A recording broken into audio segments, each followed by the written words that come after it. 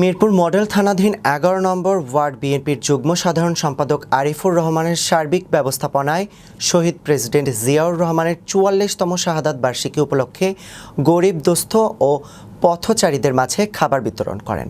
রবিবার দুপুরে answer camp সংলগ্ন রাস্তার পাশে এ খাবার বিতরণ করেন।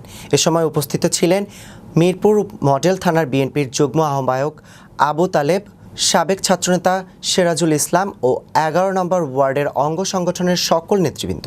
মোনাজাত ও দোয়া শেষে বক্তব্য নেতারা বলেন, বিএনপির ভারপ্রাপ্ত প্রেসিডেন্ট তারেক রহমান বলেছেন, নির্বাচন নিয়ে কোনো প্রকার তালবাহানা চলবে না, যথাসময়ে নির্বাচন দিতে হবে।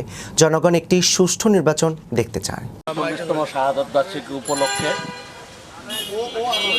১১ নম্বর ওয়ার্ড বিএনপি সিনিয়র যুগ্ম সাধারণ সম্পাদক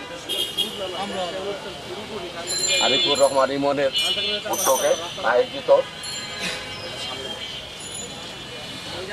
দোয়া মাহফিল ও দরিদ্রদের মাঝে খাবার বিতরণে উপস্থিত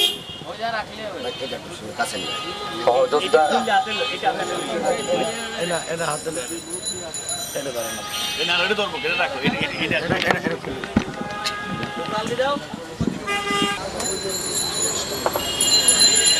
এখানে শহীদ রাষ্ট্রপতি জিয়াউর রহমান সম্বন্ধে আসলে আমার মতো ক্ষুদ্র মানুষের বলার কিছু নেই। আমি আজকে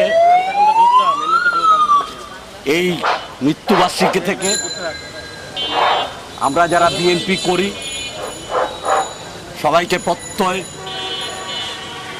ঘোষণা করতে হবে, দেশ নিয়ে ষড়যন্ত্র চলছে।